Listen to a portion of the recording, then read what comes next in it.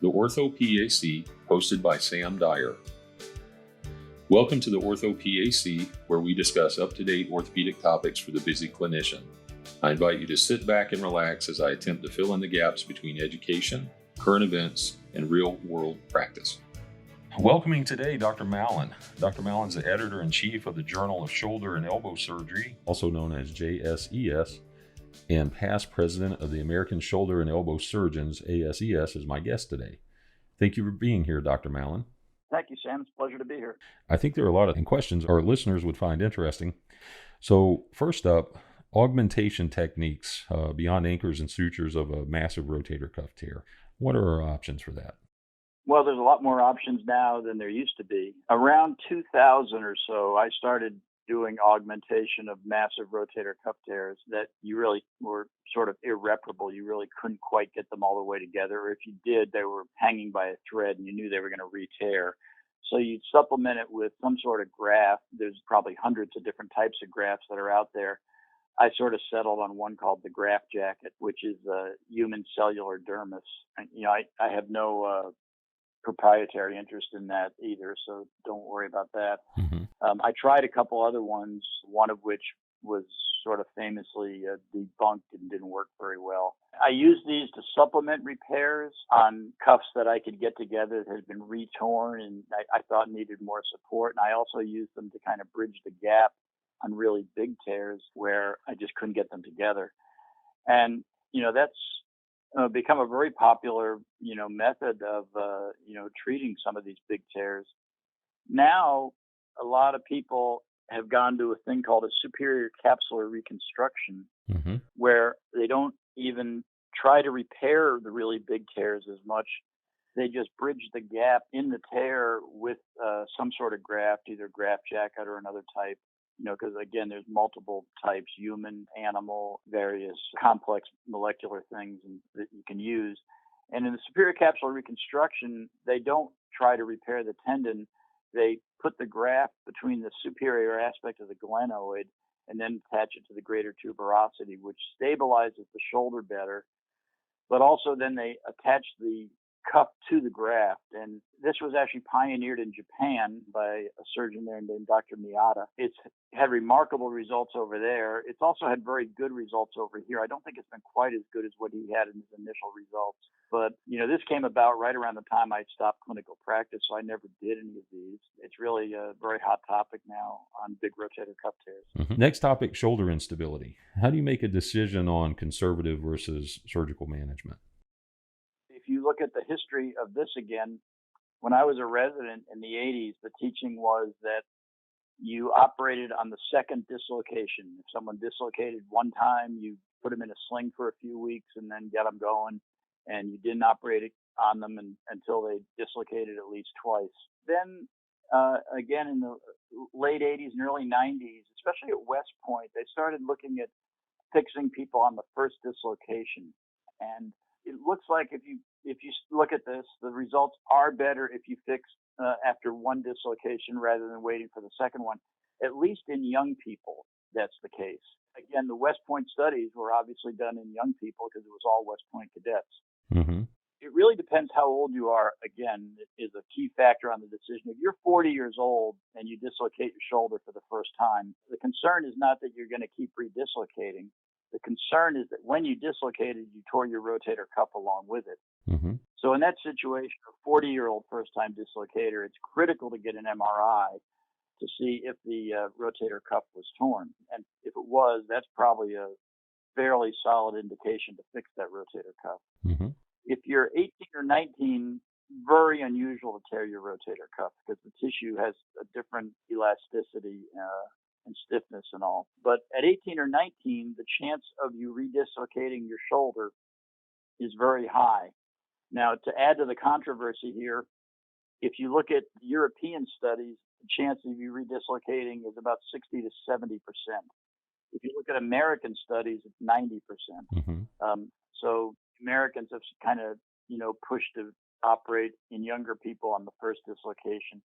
And I think it's fairly well settled that a teenager or young 20s with a first-time dislocation does better if you repair it the first time. it prevents getting further joint damage by multiple dislocations. All right. Long head biceps tenodesis. It seems like a lot of post-ops that I see these days, almost everybody gets one, kind of getting rid of that pain generator. What's your opinion on that?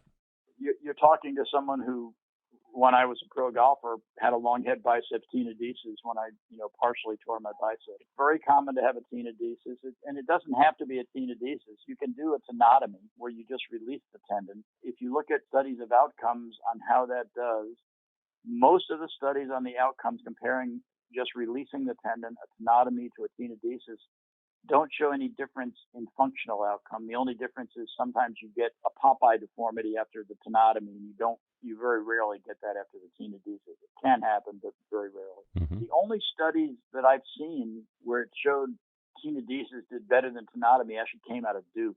And I know the guy who did it, and I know he hates the idea of doing a tenotomy.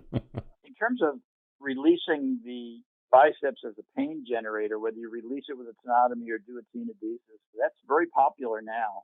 And it was very popular in the 60s and early 70s. That's when I had my surgery. Mm-hmm. In the 80s, it became kind of, verboten. Nobody said, oh, the biceps, not important, don't worry about it. Charlie Rockwood, who, wrote the famous fracture textbook, Rockwood and Green, Mm-hmm. was a big shoulder surgeon. He didn't believe in the biceps as a source of shoulder pain. But I think most people now believe it is a big source of shoulder pain, and that people with an abnormal biceps tendon, when you look at it arthroscopically, probably do better with either a tenodesis or tenotomy. And again, where you do it and how you do it, there's a lot of questions about that. I think it's fairly well settled that it is a pain generator. In fact, in Europe, on massive rotator cuff tears that were irreparable, and this was kind of before reverse shoulder replacements came out, one of the popular treatments that was popularized in France was just to release the biceps, just do a tenotomy. They did that instead of a tenodesis usually in those studies. Mm-hmm. But they just tried to get rid of it because they thought it was a major pain generator in people with big rotator cuff tears. And the guy I did my fellowship with, Richard Hawkins, is actually a big proponent of that. He believes that very much so. Mm-hmm. Can you just give a breakdown of total shoulders, Hemi versus reverse shoulders, and when the decision point is? The indication for a hemiarthroplasty in the shoulder is very limited anymore. In someone where you're doing it for chronic osteoarthritis or an arthritic condition, almost every study shows that if you do a total shoulder where you replace the glenoid as well as the humeral head, it does better than if you just do a hemiarthroplasty. So you really shouldn't do it in that situation. We used to do it occasionally in younger people, but even in younger people, we've shown that it does better if you do total shoulders. Mm-hmm. So then the question becomes, do you do a total or do you do a reverse?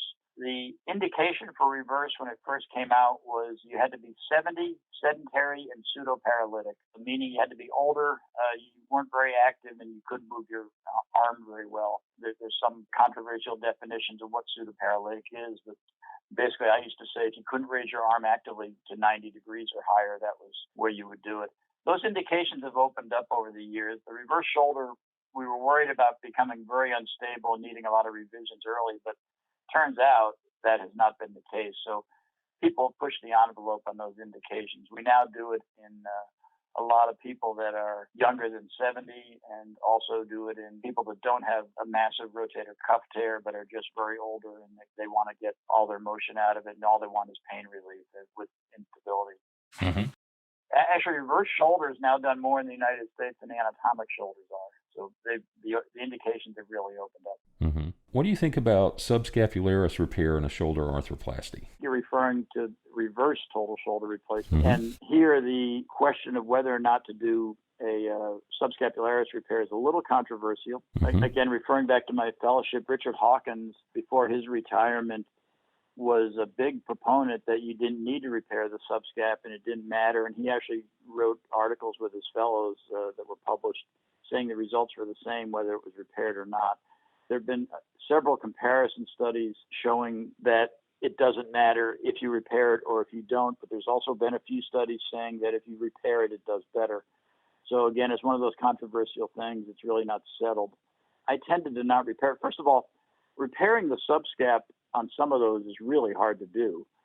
because there's not much subscap there a lot of times. Mm-hmm. And secondly, you're pushing the humeral shaft and humeral, proximal humerus way lateral, and it's hard to get the subscap over to that. Mm-hmm. Technically, that repair can be difficult, but going along with what Hawk always said at our meetings, it never bothered me if I couldn't repair it, and I didn't see any problems with it when I didn't repair it. Mm-hmm.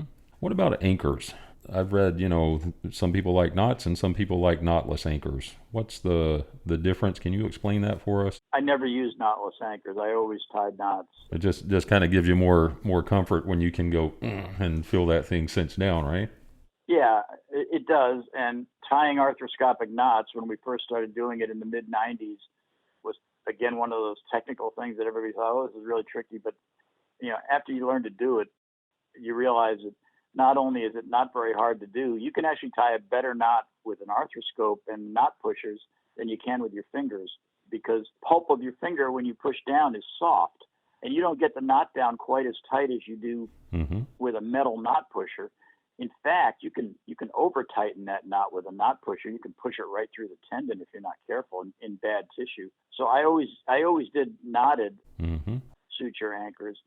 There's been some trend to use knotless by some guys that they say, well, it's easier. And the other concern is in instability procedures, knotted anchors are always a permanent suture material, usually Ethibond or Merceline or some variant of that. Those knots are fairly close to the articular surface on the glenoid, and there's some thought that these can actually cause damage to the humeral head. And especially there was one type of suture that people used for a while called panacryl that did cause damage to the humeral head, and it's not used anymore. Mm-hmm. Some of the impetus for using knotless anchors came from things like that. But I think most people use knotted anchors who do a lot of arthroscopy. It's not really a big deal to tie the knots. Mm-hmm. Well, Dr. Mallon, this is all great information, and I really appreciate you sharing your thoughts. And I wanted to conclude with offering up some case studies. First case, first-time dislocation in a high school senior tight end who is pursuing a full scholarship to college. Would you repair or wait and see how he does? I'd absolutely repair that. The risk of redislocating goes up the younger you are. It also goes up in people who do contact sports like football, ice hockey, rugby, things like that, even basketball a little bit. 18-year-old, high school player playing football. I think almost most sports medicine or shoulder elbow doctors would do a reconstruction on that. Mm-hmm. That's important because there's a lot of folks that think, first time dislocation, let's rehab it and everything. But when you get to this point, really need to think shoulder surgery. So make sure you ask your shoulder doctors about that, our PAs and NPs that are listening. Next case, a 40-year-old healthy, active patient who has developed post-traumatic glenohumeral joint osteoarthritis after several recurring dislocations dating all the way back to their teenage years. Arthroscopy, arthroplasty, stability versus stiffness. How do you make a decision on how to treat this? That's a really hard question. And it really depends on how bad the arthritis is and how bad their instability is. Now, once they get arthritis from the instability, they most likely will have less instability. The arthritis is sort of forming to keep them stable and in response to the continued trauma to the joint. So once they get bad enough arthritis, if it's really affecting their lives and they're failing nonsteroidal medication, they've failed maybe an injection or two, either with maybe a cortisone injection or hyaluronic acid injections or things like that. Mm-hmm. If they failed all that, then I think the indication there would be for an arthroplasty. And the concern with an arthroplasty is this going to be unstable? And it can be, unfortunately. But in a 40-year-old, you would do an anatomic arthroplasty. You wouldn't do a reverse in that person, at least initially. If it became unstable, a reverse would be an option. But I think almost everybody would do an anatomic and try to tighten up the joint as you're repairing things. Next case, an active 70-year-old with an unstable proximal humerus fracture. Do you repair or replace? And if an arthroplasty, is it a Hemi, a total, reverse, and why would you choose that? Active 70-year-old with an unstable proximal humerus fracture, you really would have to see the x-rays on that. Mm-hmm. First of all, if you look at the studies on this, almost nothing that we do surgically shows better the results than conservative treatment, just putting them in a sling for a few weeks and starting motion. Mm-hmm. Now, that's true of all cases in general. There are certainly cases that you look at it and the joint is so badly destroyed or displaced that you go, yeah, we got to do something with this. I think there's less and less indications anymore for ORIF to repair it because, again, they tend to do pretty well if you do non-operative treatment on those. And if it's bad enough that you need to do something, I think I would lean towards an arthroplasty. Mm-hmm. Now, as far as an arthroplasty goes, do you do a Hemi, a total shoulder, or a reverse total shoulder? I think you can take out anatomic total shoulder. I don't think anyone would do that anymore. Through my career, I did Hemi arthroplasties for this, and mine did fairly well. The problem is that if the tuberosities don't heal, they don't get much motion and tend to do fairly poorly. It's done well. I think you can get the tuberosities to heal most of the time. So I think whether you do a hemiarthroplasty and try to repair the tuberosities or you go right to a reverse depends on the age of the patient. In a 70-year-old, any more with what the studies are showing, I probably would lean to doing a reverse. Mm-hmm. But if he was younger, if it's a 50-year-old patient with a badly displaced fracture, I might still do a Hemi. Well, here's the difference between the hemiarthroplasty. A good result with a hemiarthroplasty is better than a good result with a reverse total shoulder. However, a bad result with a hemiarthroplasty is much worse than a bad result with a reverse total shoulder. So people have sort of opted for the thing in the middle, which is the reverse total shoulder in most cases. It's also much easier to do for people who don't do this that often. So that's the trend, to go to a reverse. And again, in this 70-year-old, I think that's what I'd do if I thought the x-ray said it needed to be fixed. Awesome. All right, Dr. Mallon, thank you so much for your time. I really appreciate it. Okay, thank you, Sam.